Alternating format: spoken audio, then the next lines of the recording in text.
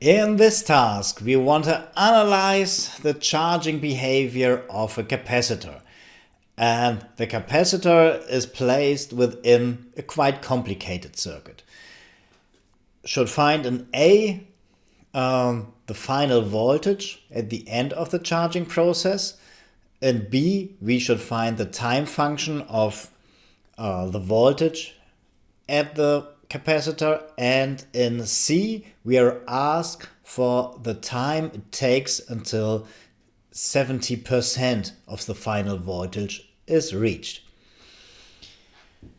If we start dealing with Kirchhoff's voltage law and current law and the element equations and so on, we would get a huge system of equations and it would work, but we would take a lot of time. And therefore, let's use the principle we learned already. What could we do? If we have a look at this circuit, we have a Wheatstone bridge circuit and the capacitor is placed within the bridge path. Okay, so and when we close this switch, then it will be complicated to calculate, but we already know that we could convert such a circuit, a Wheatstone bridge without an element in the bridge path, we can convert that into a practical source. And therefore, we name these clamps A and B, and in the first place, we find the open loop voltage. And we already did it when we introduced the Wheatstone bridge. This was the result. Have a look back into a previous video. Okay, what else do we need? We want to transfer this circuit into a practical voltage source.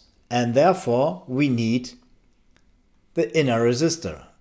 And we already did this because we transferred such a circuit into a practical current source, and in that video we found that the inner resistor is this here. Okay, and now we can replace our original circuit and have a look at this here. The practical source is the equivalent of our original circuit, and now we place the capacitor to the clamps A and B. Here, and in A we were asked for the final voltage, and it's obvious when we wait long enough the capacitor will charge to the value UAB.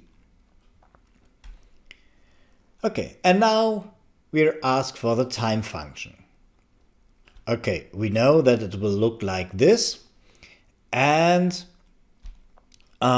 we already have the final voltage, and the voltage in the beginning is of course 0, and therefore we have our two constants, and this here will be the function of the voltage at the capacitor.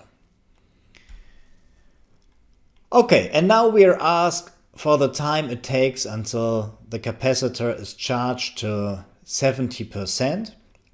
And we have our equation for the voltage, and now we're asked for the voltage value 70% of the final voltage. So it's this. And now we want to solve this equation for T. We subtract 1 UAB on both sides and come to this. And then we can divide by UAB, and now we take the logarithm of that.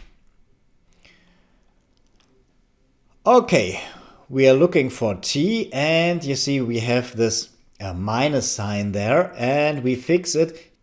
You know, the logarithm of x is minus the logarithm of 1 divided by x, and therefore we can solve it. And it looks like this.